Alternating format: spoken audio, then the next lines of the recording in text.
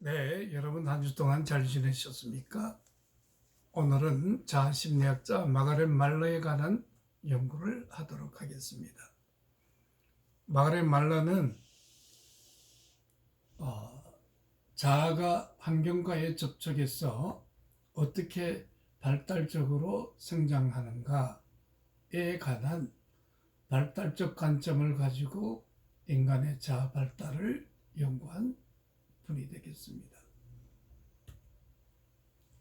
오늘 강의 개요와 목표는 마가렛 말러의 발달적 관점에 기초한 개념들 그리고 그 임상 사례, 그래서 한 개인이 어떻게 퍼스널리티, 성격이 발달되어져 가는가에 대한 기본적인 개념 연구와 더불어서 임상 사례와 이론을 상호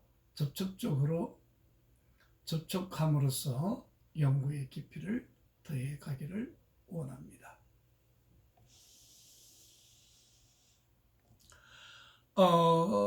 마가렛 말러는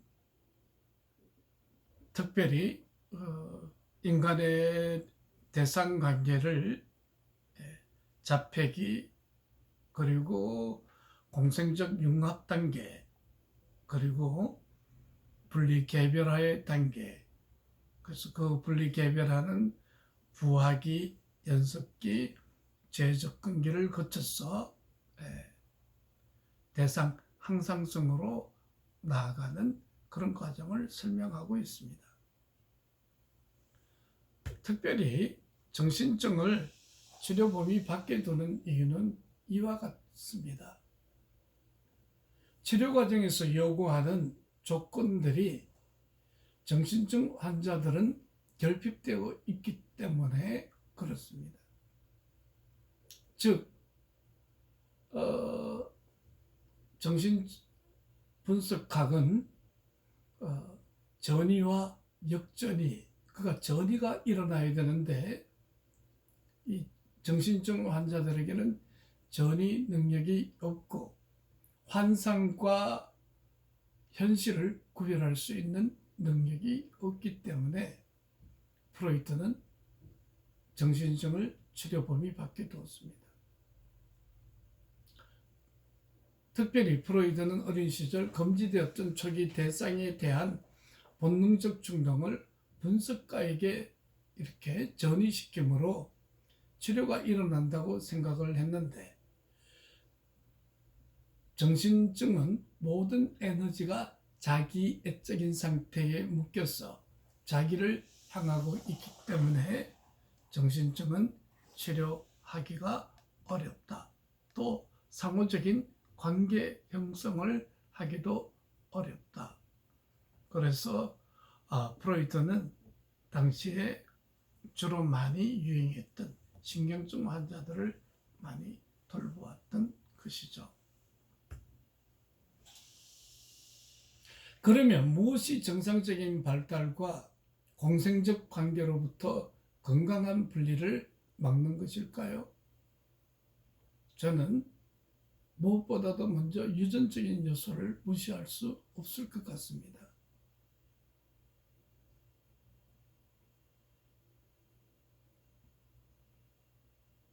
즉, 어떤 사람은 유전적으로 매우 의존적이고 그리고 예민하고 민감하고 타고난 생내적 환상이 다른 일반인들에 비해서 현저히 낮은 상태를 볼 수 있습니다. 두 번째는 생애 초기의 외상 경험, 즉 신체적, 정신적, 정서적 외상을 입었을 때였습니다. 제 임상에서 어떤 한 20대의 젊은 여성은 사회생활을 하는 것이 되게 무서운데 그것은 마치 생애 초기에 무서웠던 엄마와 연결되어져 있는 모습을 볼 수 있었습니다. 엄마에게 신체적, 정서적 돌봄을 받지 못했으니까 사회에 나가서, 학교에 나가서 자신 있게 분리되어진, 개별화되어진 존재로서 살아가기가 어려웠던 것이죠. 그래서 이들은 자신의 내부로 침잠하게 되어져요. 그래서 고착되어져 버린 거죠. 만약 내게 무엇이 정신적으로 건강하지 못한 상태에 있는가라고 질문을 던진다면 나는 이렇게 얘기할 것 같아요. 어린 아이 단계에서 성장하지 못한, 성인이 되지 못한 아이와 같은 상태에 묶여 있는 것이다. 그게 가장 큰 병리라고 할 수 있겠습니다. 특별히 스탠리는 조용히 있을 때 환경의 일부분에 지나지 않는 것처럼 보였다. 환경과 응집되어서 구별되지 않는 상태에 있는 것처럼 보였습니다. 그런데 치료자를 만지는 모습은 무엇일까요?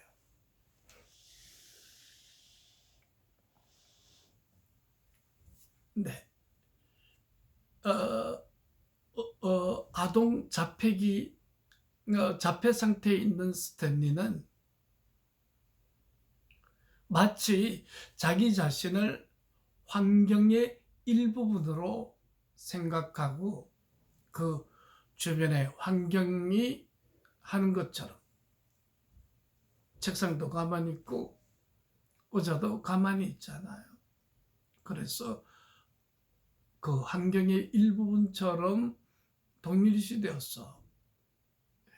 환경과 응집되어졌어. 자신이 환경과 분명히 구별되어짐에도 불구하고 구별되지 못한 존재로 있는 것처럼 보였다는 거죠.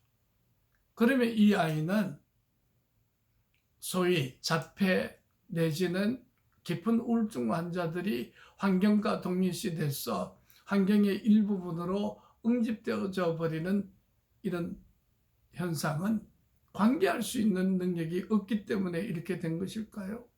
그것은 아니에요. 왜냐하면 치료자를 살며시 만지고 싶었고 그리고 만지는 행동을 스탠리는 했거든요. 그러면 분리개별화의 이 도표를 통해서 우리는 마그렛 말러가 구별한 단계를 알 수 있는데 첫 번째는 자폐 단계, 두 번째는 공생 단계, 세 번째는 분리개별화 단계예요.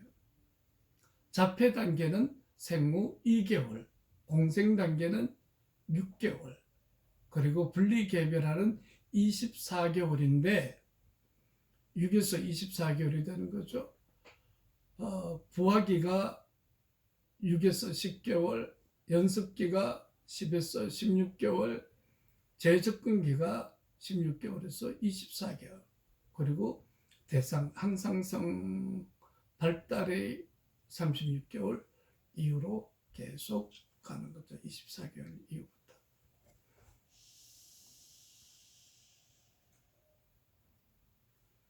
그러므로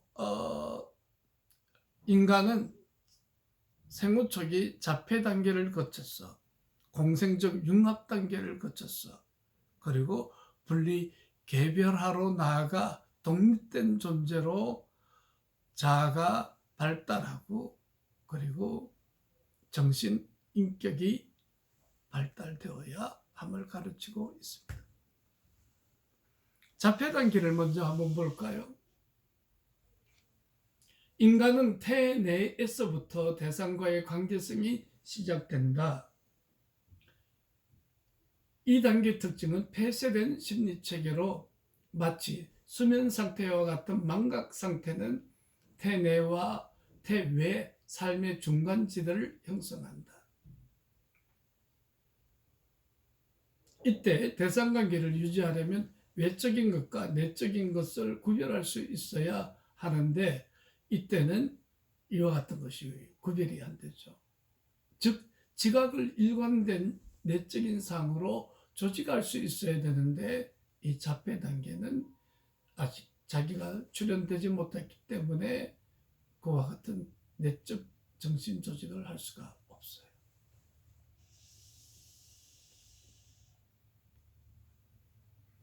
방금 말씀드린 것처럼 인간은 태 내에서부터 대상과의 관계가 시작되어져요.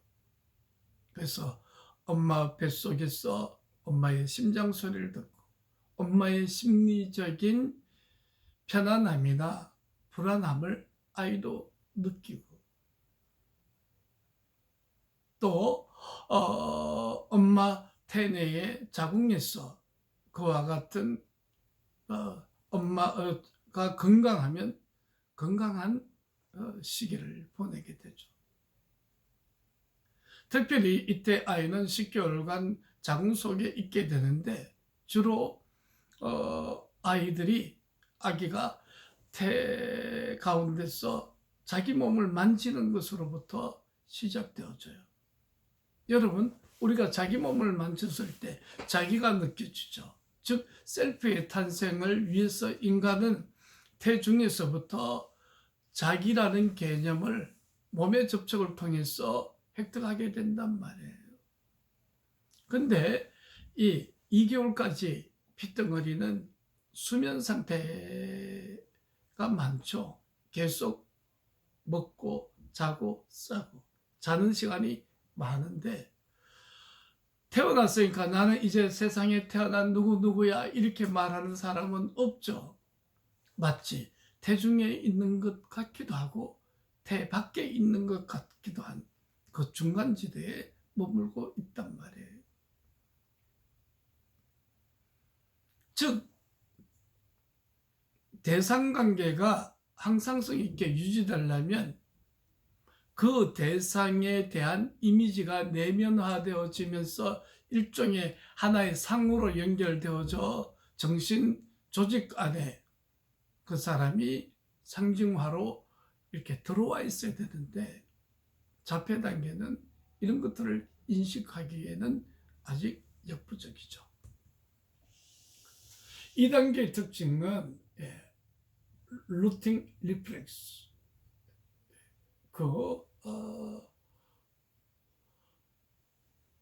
엄마 젖을 빨기, 그리고 아이들에게 손가락 하나를 주면 이렇게 움켜잡으려고 하죠.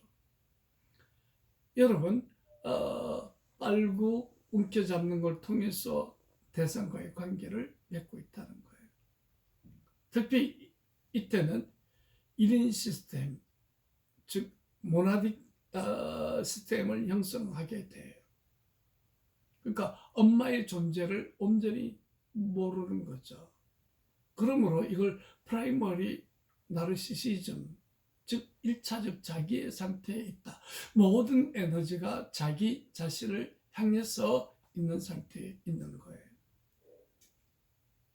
그런데 이때 아이는 빛과 색깔, 움직임, 소리, 맛, 냄새, 접촉에 대한 반응을 그야말로 본능적으로 보여요. 말라는 각 발달 단계는 그 다음 단계와 혼재되어져 있다고 말하고 있습니다. 외부 세계에 대한 약간의 정서적 투자가 있어요. 그리고 자극에 대한 반응을 이 2개월짜리 아기가 할 수 있어요. 이때 가장 중요한 것은 애착 형성인데 애착의 대부분은 부모로부터 아기에게로 가짐으로 애착이 형성되어져요.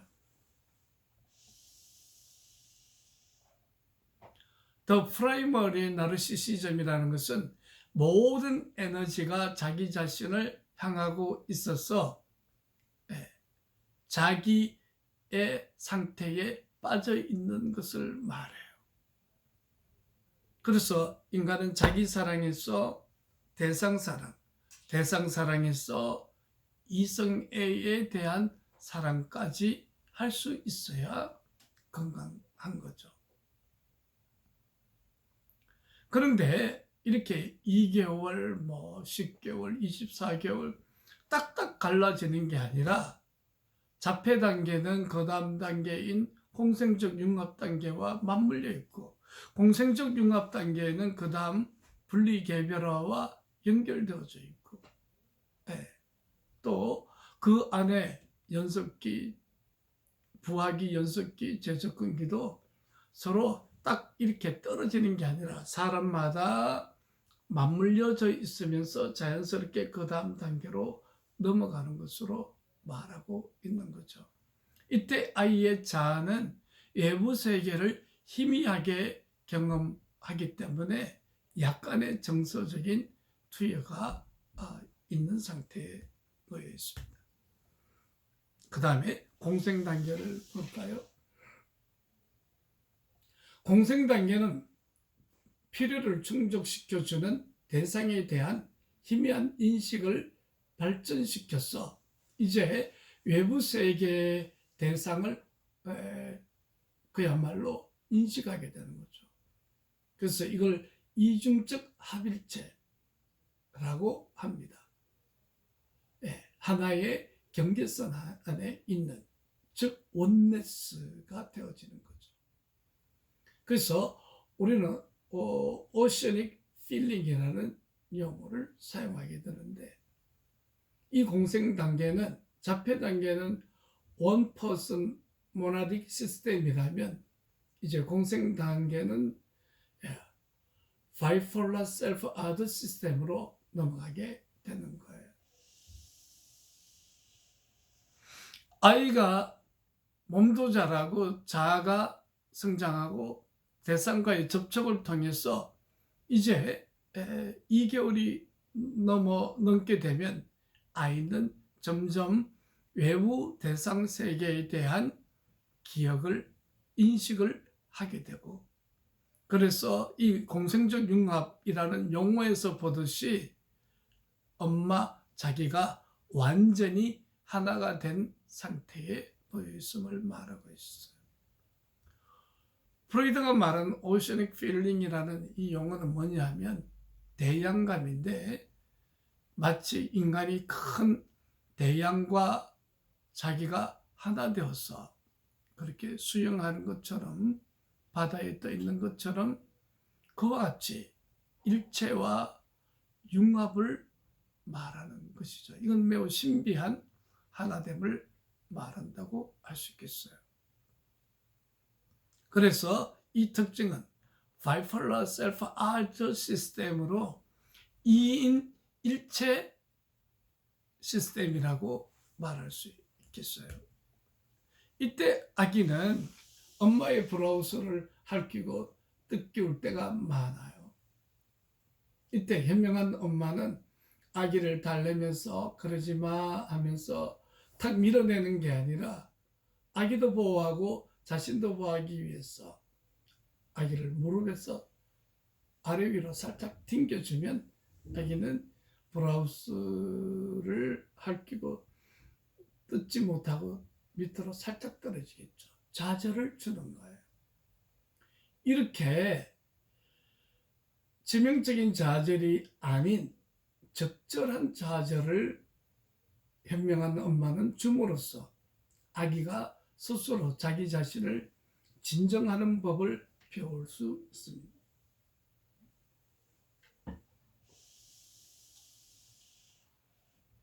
그러므로 인간이 생애 초기일수록 치명적인 좌절에 노출되면 그게 병리가 되잖아요.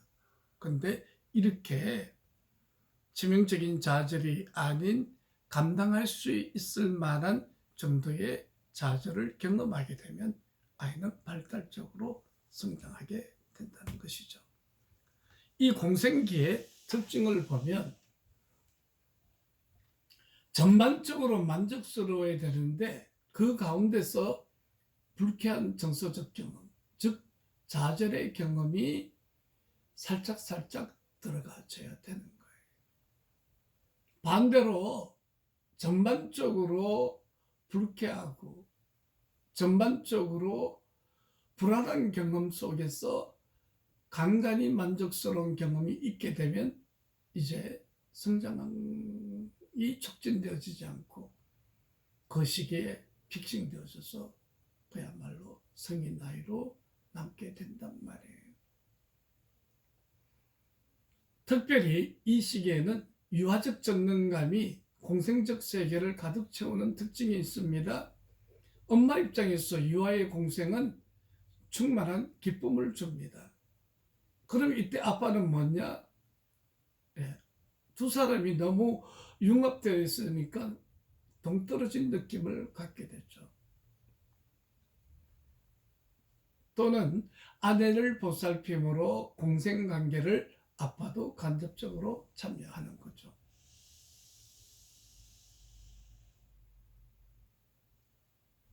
즉 공생적 융합기에는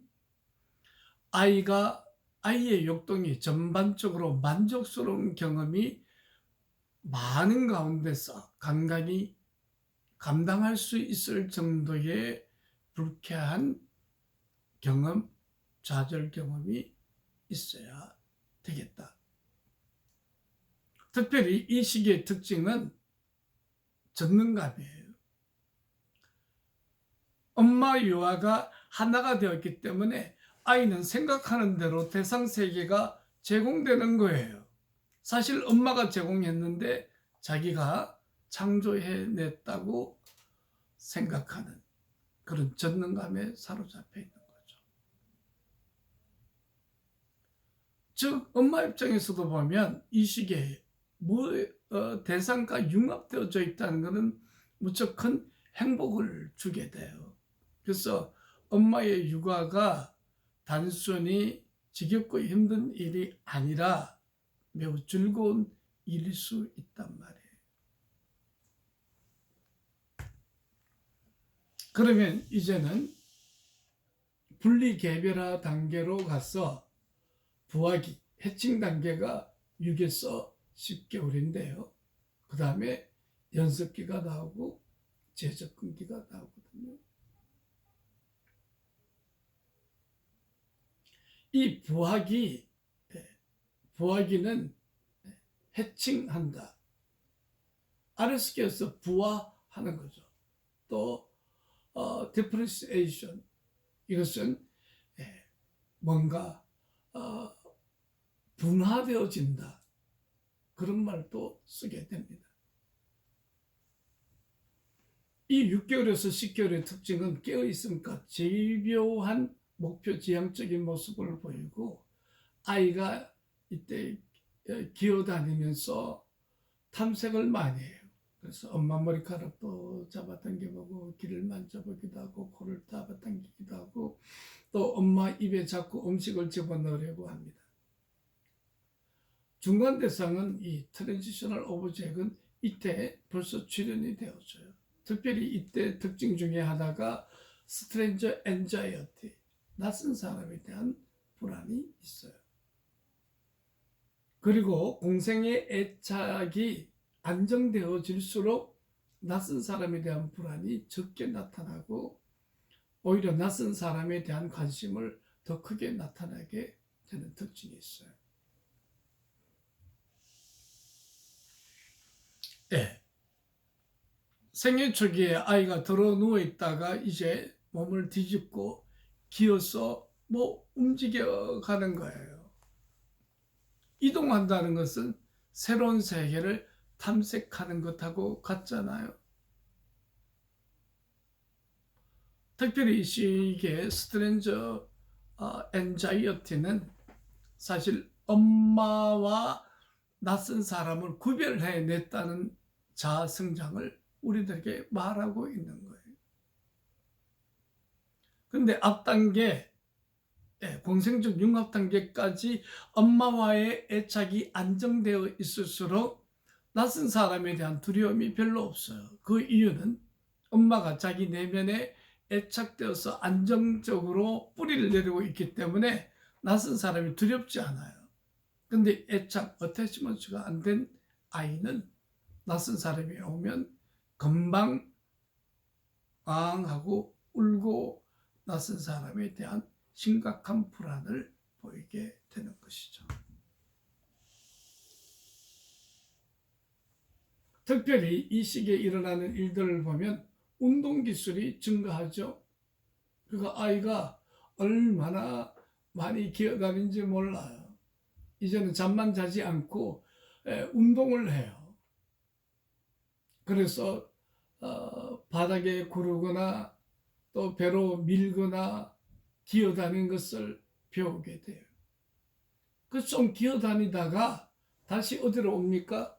어머니 발밑에 머무는 그런 경향이 있습니다. 아이는 침범하듯이 밀고 들어오는 탐색과 유혹으로 엄마는 짜증날 수 있어요. 하지만 이 짜증스러움과 함께 공생 단계가 지나간 것에 대한 아쉬움에 6개월까지 오히려 엄마는 아기 키우는데 더 행복했던 거예요. 그러면서 엄마는 다시 임신하고픈 욕구를 느낀다는 것이에요. 그만큼 누구와 공생되어졌다는 것은 매우 행복한 순간이라고 말할 수 있어요. 그러나 부화기 때 어머니는 유아에게 숨 막힐 정도로 애정을 쏟아붓다가 유아가 어머니 자신의 융합에 대한 욕구를 충족시키지 못하면 장시간 유아를 침대에 방치해 두면서 유아를 거부하는 행동을 엄마 측에서 보일 수 있다는 것입니다. 아기가 왜 운동을 많이 하게 될까요? 그것은 몸을 움직임으로 주변에 대한 인식을 더 깊게 하고 그렇게 함으로써 자아 발달을 더 높여 나가는 거예요. 엄마 입장에서는 엄마에게 몰입하지 않고 이제 주변을 탐색하니까 살짝 뭔가 멀어진 느낌이에요. 또 어떤 엄마는 애정을 엄청 쏟았다가 아기가 엄마의 그 융합에 대한 욕구가 채워지지 않으면 아기를 거부하는 행동을 보여요. 미숙한 엄마인 거죠. 그러니까 엄마 입장에서도 융합되었다는 것은 세상에 더 큰 기쁨이 없는 것이죠. 그 다음에 10개월부터 16개월은 프랙티싱, 연습기인데요. 어머니는 안전기지로 사용되어지는 특징을 갖게 돼요. 아기는 탐험을 다시 시도하기 전에 마치 정서적 재충전을 하려는 듯 엄마에게로 되돌아옵니다. 그래서 연습기에도 탐험을 했다가 엄마에게 되돌아와요. 그리고 아이가 이제 이때 되면 일어나 선다는 것이 무엇입니까? 또 걷는다는 게 무엇입니까? 완전 신대력을 다 발견할 수 있죠. 그래서 이때 상태를 세상과 사랑에 빠진 상태 그렇게 말합니다. 그래서 아이는 위대성과 전능감을 소유하게 되는 것이죠. 그러나 이때 특징은 멀리 가지 않고 엄마를 안전기지로 해서 다시 와서 에너지를 충전하고 또 탐색을 가는 거죠. 특별히 이때 일어나는 놀이를 보면 깍꿍놀이예요. 또 가까이 왔다가 멀어졌다가 하는 게임이에요. 깍꿍놀이. 또 뒤쫓아가서 나 잡아봐라 하는 놀이도 하죠.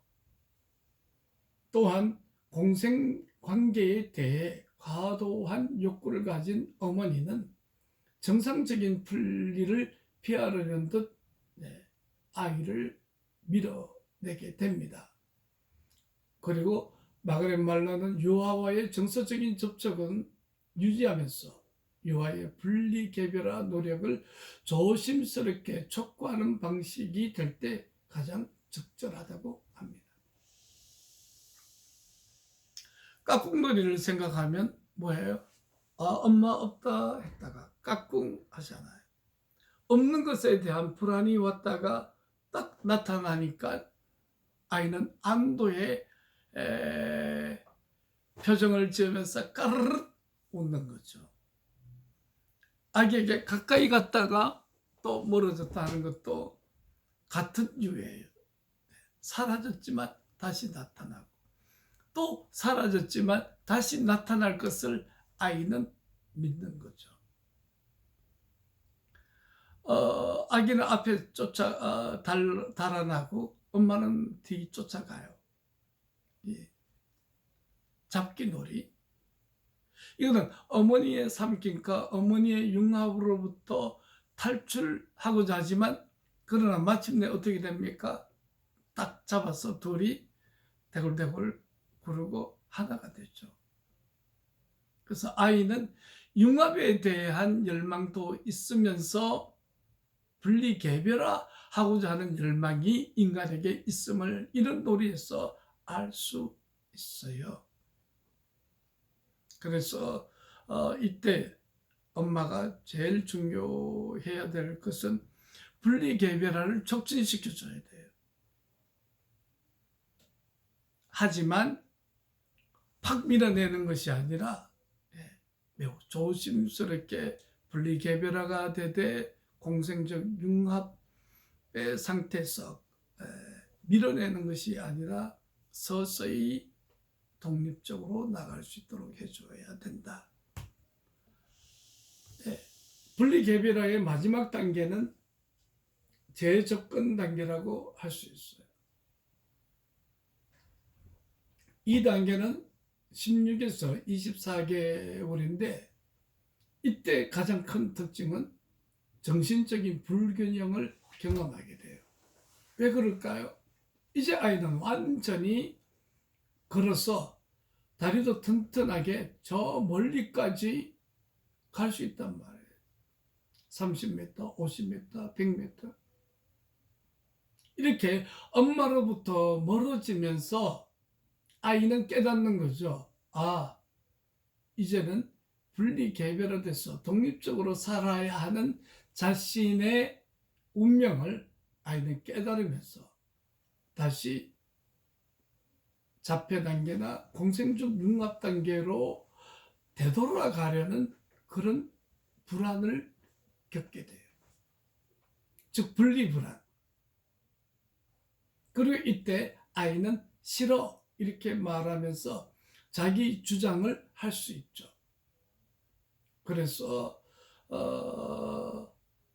자기됨의 계속적인 성장과 공생적 융합이라는 더 없이 행복한 상태로 되돌아가려는 갈망 사이에 아이는 갈등하고 있음을 보여주고 있습니다. 네, 좀 전에 얘기한 것처럼 이 시기의 특징은 정신적 불균형을 경험하고 있다는 거예요.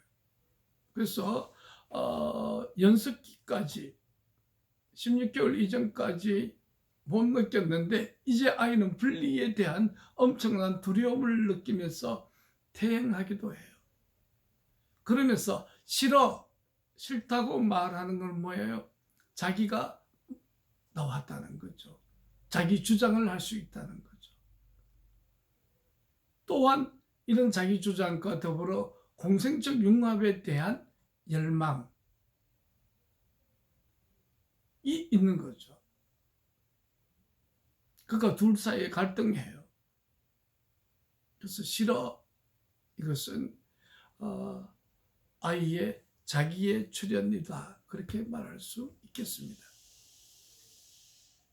이때 일어나는 일들을 보면 중간 대상에 대한 애착이 증가해요. 또 내가, 나를, 또 누구누구는 자기 이름을 부르면서 그렇게 하는 거죠. I would like some toast please. 이걸 I want 이렇게 I want 이렇게 아이가 단순하게 문장 사용할 수 있어요. 특별히 이하는 자기가 어머니와 유사하다고 경험하기 때문에 어머니와 더 가까운 유대를 유지할 수 있잖아요. 그런데 남자아이는 어머니와 다르기 때문에 좀 더 철저하게 분화되어져야 돼요. 되게 고통스러운 거죠. 제접근기 동안 어머니와 유아 사이에 밀고 당기는 알력 때문에 유아에게 아버지는 엄마 유아 둘 다로부터 관심과 정서적 개입을 요구함으로써 이들의 분리 과정을 촉진시킬 수 있어요.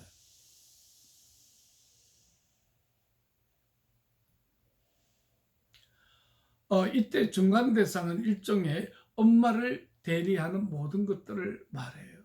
흔히 담요나 고민형이 되겠죠. 내가 나를 이런 용어를 쓰고 문장이 뭐 완벽하지 않지만 쓸 수 있다는 얘기는 뭡니까? 뭔가 자아적 능력이 향상됐고 나라는 감각이 일깨워져서 만들어져 가고 있음을 보여주고 있단 말이에요. 좀 전에 얘기한 것처럼 여아는 엄마와 유사한 몸을 지녔기 때문에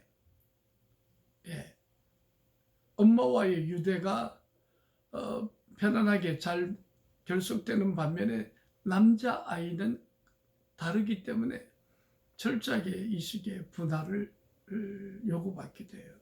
그래서 아마도 남성이 여성보다 약한 것은 이 시기에 좀 더 강한 좌절을 겪게 되는 거죠.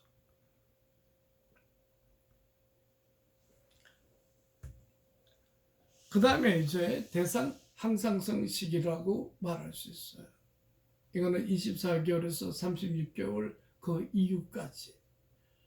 자, 개별성은 다양한 상황과 기분 상태에서 자신이 어떤 사람인지에 대한 안정된 감각을 수반해요. 어머니에 대한 일관된 상을 유지할 수 있는 능력을 말하는 것이죠. 대상 항상성 능력이 있는 26개월 여아는 뭐 예를 들면 실패했던 시기, 아이는 실패를 엄마가 쓰는 그 실패를 책상 밑으로 던져요. 그 눈에 보이지 않는데 다시 책상 밑으로 기어 들어가서 실패를 찾아내는 거죠. 즉 대상, 대물 항상성에 대한 감각을 갖고 있다는 거예요. 눈에 보이지 않지만 자기가 던졌으니까 있을 거라는 믿음. 즉 이걸 대상 영속성인데 이런 확신을 갖고 숨겨진 사물을 찾는 능력이므로 대상 영속성은 대상 항상성의 전제 조건이 됩니다. 이때 대상 항상성 시기에 일어나는 일들을 보면 눈에 보이지 않는 장난감에 여전히 아이가 존재한다고는 믿음을 갖고 있죠. 그러니까 대상에 대한 안정된 내적 이미지를 유지하는 것을 볼 수 있어요. 그리고 부모에게 몹시 실망했을 때도 부모에 대한 좋은 감정을 떠올릴 수 있는 능력. 그래서 동일한 사람과의 관계에서 경험하는 유쾌한 감정과 불쾌한 감정의 통합 능력을 말하는 거예요. 그러므로 대상 항상성은 통합 능력을 말하는 거죠.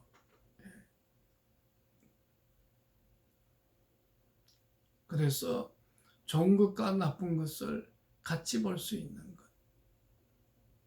눈에 보이지 않지만 사물이 그대로 존재한다고 믿는 것. 엄마는 지금 화를 내셨지만 여전히 자기 자신을 사랑하고 계시는 분이야 라고 믿는 능력. 이런 게 다 대상 항상성이죠. 대상 항상성뿐만 아니라 자기 향상성도 일어나죠. 그래서 자신에 대한 감각을 계속 유지할 수 있는 상태에 놓여 있는 것을 말한단 말이에요. 개별성의 특징은 대상에 대한 항상적인 상을 형성하는 능력과 함께 이루어져요. 그래서 자기 향상성도 만들어지면서 자기에 대한